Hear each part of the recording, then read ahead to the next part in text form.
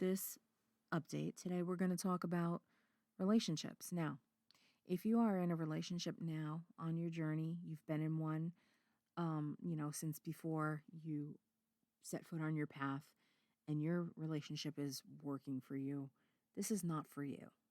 If it's not broke, don't fix it.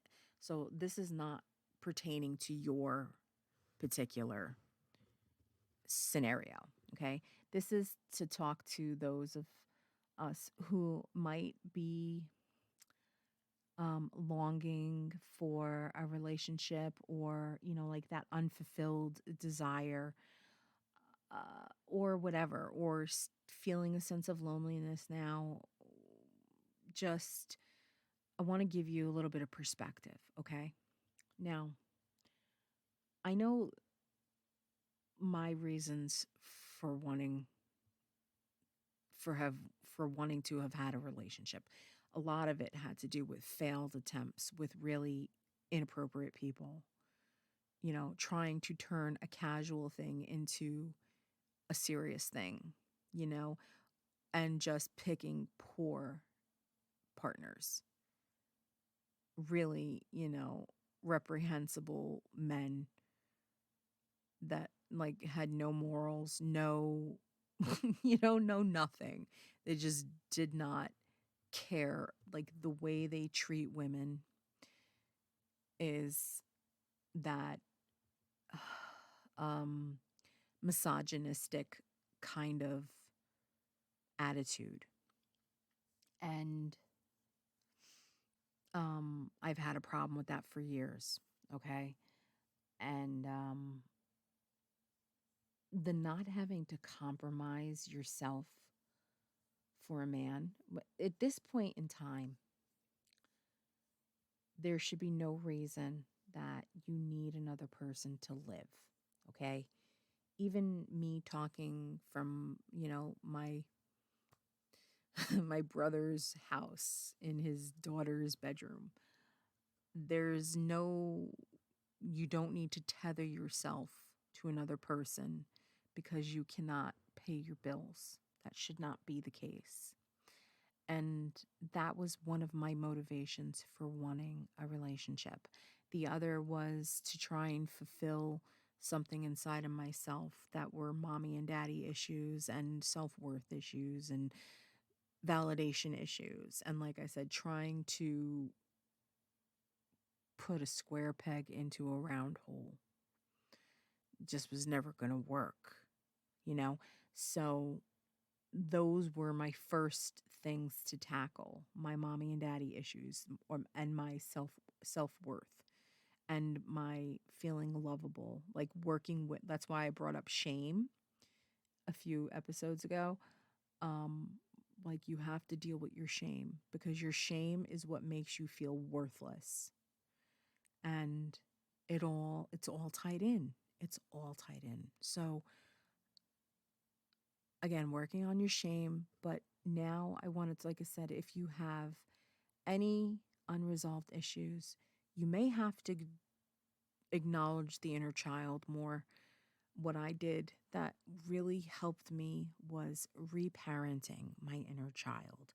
And what I essentially did was when I was in my silence, in the silence, talking to my inner child, I stepped into the role of the fantasy parent, the parent I wish I had. Everything that I wish my mother would have done right is what I did.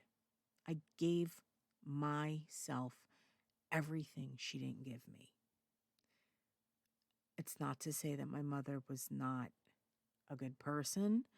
And it's not to say that my mother did not bend over backwards to give me things and to put a roof over my head and to sacrifice and to eat a lot of crap for my grandparents to house us. Do you know what I mean? It's not about that. I'm talking about the emotional stuff that my mother was not capable of giving because my mother was dealing with her own heartache and all that other stuff. My mother was a traumatized woman who really just, was mistreated. So because she had to entrust family members to watch me while she went out and made a living, whatever. I'm getting off track. My point is everything that she could not give me because she wasn't there or because she didn't believe, whatever the case may be, I gave it to myself. I became the parent. And that does amazing things for your inner child, for those deep rooted scars that you're holding on to. That's the first thing. The acknowledgement and apologizing. I'm sorry I failed you. I'm sorry that um my choices hurt you. Like, cuz even at some point you have to be the one that you have to be the one who's responsible for everything, if you are going to be in that role. Just look into the reparenting thing without me getting too long-winded about it. The other thing is that I had to examine for myself was like this idea of having a romantic partnership so that my financial burden could be easier. Because in my warped thing was, I was always looking for somebody to make things easier for me. I wanted to find a partner, a male partner who could help me grow my business. I also wanted to find a male partner who would split half the bills. So I wanted things to be easier. Like things would just be easier if I was only responsible for half of my bills. At this point, half of the rent, half of the utilities, that kind of thing. And somebody who could collaborate with me and build a business. Like I had these ideas that I had held on to for such a long time. Such a long time. So I had to deconstruct those, you know, but also there was this deep distrust of other family members from previous experiences and friends, going through situations where I was living in somebody's house, renting a room, or sharing an apartment, or whatever the case may be. And my deep inherent distrust for an NPC, like any strangers. Like I would never be somebody's roommate that I didn't know. And knowing that I've had experiences where I knew people and I got screwed over, I would never ever trust an NPC as a roommate. Do you know what I'm saying? That I didn't know. So there's that. So I had to release that fantasy and also examine why that was, like that is, it's old programming. It's the patriarchal programming because most women have been programmed to seek out a partner who is going to financially provide for them. But at the same time, while there's these patriarchal things, we are living in a point in our time, there should be no need for that. And knowing who we are, we should be able to manifest and create for ourselves the the the income, the work, whatever it might be, you know. So I'm in a fortunate position staying with family right now because it has afforded me a luxury at this point in time. So I have to acknowledge that. It has afforded me a luxury of having that pressure taken off of me. Um, so yeah, there are reasons that are driving people for relationships. And I'm telling you, when you learn to validate yourself, when you learn to validate yourself, when you learn to um, give yourself worth, when you acknowledge your shame, when you acknowledge your inner child, when you start doing these things, you're unshakable. You really are. Like in your like, and also once you go through your inner alchemy stuff, when you go through the process of inner alchemy, it really does quiet the desire. It really does. And, I can say honestly, like, it's gone. Where I don't even think about um anybody in that way. You know what I mean? Um, it's not to say, and it's not to say that your body cannot respond, because it can, and you can get it woken up again. You know what I mean? Like um, you can still get aroused, but it's not going to be like driving your life. It's going to go back to, like, if you run into a situation where you stir things, whether you've watched something or you're just taking in stuff. I'm not saying you've necessarily watched adult material, but maybe something that was kind of adult natured. It could be something very simple that just stimulates and wakes it up. Yes, you can respond. You can become aroused. That's not, and she has said that to us. It does not completely turn off, but it is drastically diminished. The desire is not there. The desire is really not there. So if you're ever wondering, will you ever get there? Or is it true? It absolutely is. And I've never been a big touchy-feely person, although, wanting some affection, of course. I've always wanted affection from my mother when I was a child, but like in romantic relationships too, of course, you want affection because you want to feel loved, right? But the last person that I was in a intimate relationship with, he was very much a cuddler, but not because, okay, so he was somebody who liked to get like dopamine and oxytocin and things like that. So, but this person also did cannabis. You know what I mean? And he was always trying to get me to do that. I'm like, listen, you're never going to get me to do that. You're never going to get me to do it. Don't even ask me anymore because, like, to enhance the whole pleasure thing, whatever. No. Been there, done that, never going to get me to do it. I'm not going to do it for you. And but somebody who wanted that oxytocin. And oxytocin, listen, when a woman has an orgasm, it releases a huge surge of oxytocin. This is why women bond to their children. You get a surge of oxytocin when you have the child, when you birth the child. And that's why women don't abandon their children. And there's such this intense pull, this intense need for your children.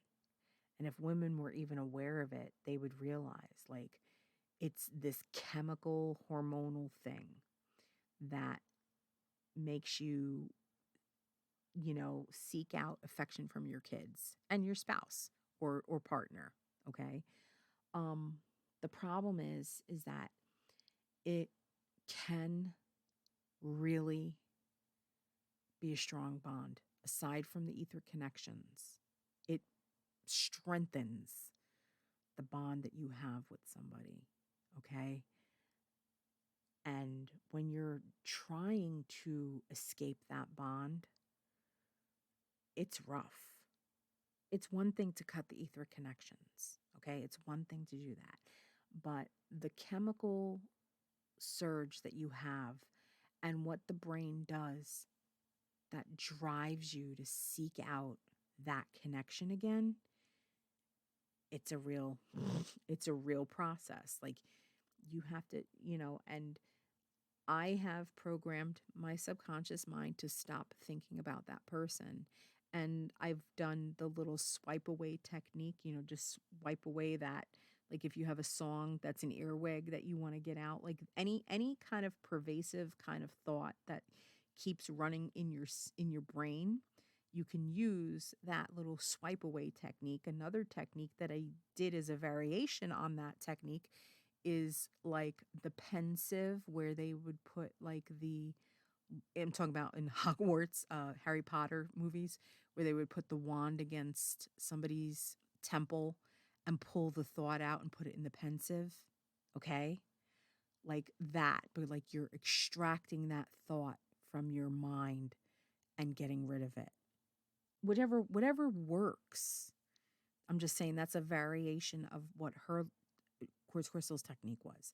So I had to do that as many times as I had to do it to stop thinking about him, because he's just not a good person, you know? And the shadow, he's so blind to his shadow. And ultimately, like the oxytocin as a woman, it will blind you. When she talks about the chemicals, when you start having sex, when you start getting emotional, you get emotional, you have the surge of oxytocin, you get emotional, you get possessive, you get all these things. It is a rough going. Okay. So, anyway, my whole point is this person liked to be a snuggler and, would spend the night and wanted to wrap his feet around my feet. And hey, like I've had surgery on my ankle. I don't want you putting your foot on me. It hurts. Or I have a problem with my left leg. If I have to move it in the middle of the night, I have to move it because it's causing me a lot of pain. And this person didn't want to, like, it's very uncomfortable to try and snuggle with somebody when you're trying to sleep. So it was a irritation. It was an annoyance. And ultimately, I really learned a lot about myself, that I did not like to be touched. I've always kind of known this. We've never been a very affectionate family anyway. I mean, outside of me and my mother, I've just never really had that much affection or wanting to give people that much affection. So it's not that much of a stretch for me to not have physical touch all that much. But even in the context of the romantic relationships, it was so off-putting. And it's like now I really think about how relieved I am. Like I don't even think about wanting to be touched by another person intimately. Um and I feel free. I feel free. I'm thankful that I'm not beholden to anybody in any capacity. I'm thankful that I don't have children. I'm thankful that I don't have a partner. I honestly can say that. I am literally beholden to nobody. And when you really examine that and you really step into that and embrace it for what it's worth, this is everything that quartz crystal has talked to us about. And I've always been this independent person, because of my life script and everything like that. But to actually appreciate it now is the difference.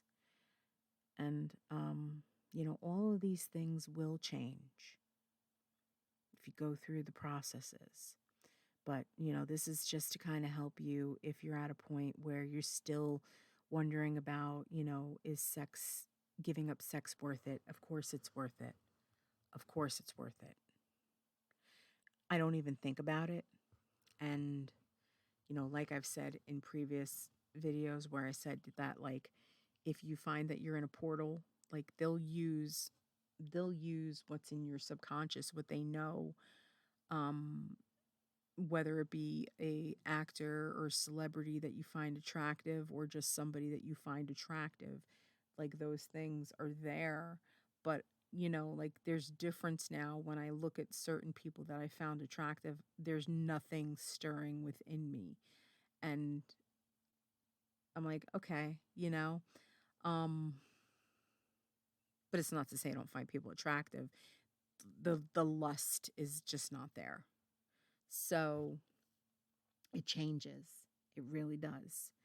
I'm saying all this to encourage you because um I know people have struggled with this idea, and it is such a lifting of burden and such a freeing